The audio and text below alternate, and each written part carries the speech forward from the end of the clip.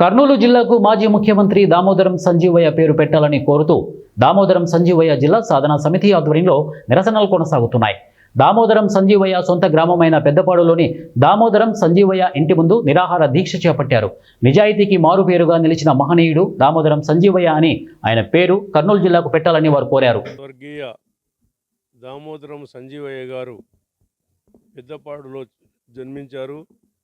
మరి ఆయన దామోదరం సంజీవయ్య గారి పేరును కర్నూలు జిల్లాకు పెట్టాలంటని నీతిమంతుడు, నిస్వార్థపరుడు, ప్రజలకు కలిసిన ప్రజలతో మమేకమై జీవించిన వ్యక్తి శ్రీ దామోదరం సంజీవయ్య గారి పేరును కర్నూలు జిల్లాకు పెట్టాలంటని ఇది ఎస్సీ ఎస్టీ బీసీ మైనార్టీ ప్రజల ఆకాంక్షగా మేము తెలియజేస్తూ ఈరోజు పెద్దపాడు సంజీవయ్య గారి చిన్న ఇంటి యందు నీతి గృహ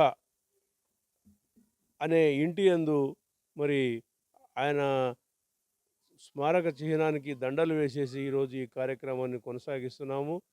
మరి అందరూ ప్రజా ఉద్యమకారులందరూ ఇక్కడ వేదిక మీదకి వచ్చారు.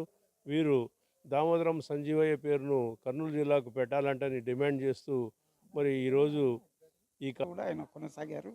భారతదేశంలోనే పేరెన్నిక కన్నా రాజకీయ నాయకుడు, అంతేకాకుండా నిస్వార్థపరుడు.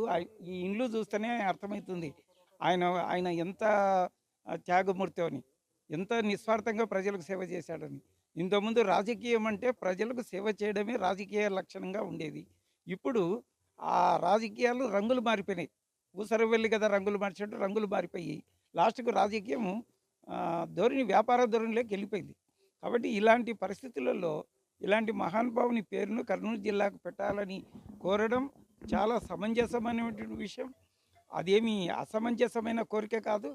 ఒక నిస్వార్థపరుడు, నిరాడంబరుడు, ఎటువంటి ప్రతిఫలాపేక్ష లేకుండా ఒక ముఖ్యమంత్రిగా, కేంద్ర మంత్రిగా పనిచేసి అనేక సంక్షేమ కార్యక్రమాలు తీసుకొచ్చి సంక్షేమ కార్యక్రమాలకు ఆదిపురుషుడు ఆయన. ఒక విధంగా బలిజలను బీసీలుగా మార్చినటువంటి ఏకైక ముఖ్యమంత్రి ఎవరన్నా ఉన్నారంటే ఒక దామోదరం సంజీవయ్య గారు. అందుకు బలిజలందరూ కూడా ఈ రోజుకు ఆయనకు కృతజ్ఞతలు తెలియజేస్తూనే ఉంటాము. నేను కర్నూలు జిల్లా బలిజ సంఘం అధ్యక్షుడిని, human rights association chairman, Andhra Pradesh state chairman.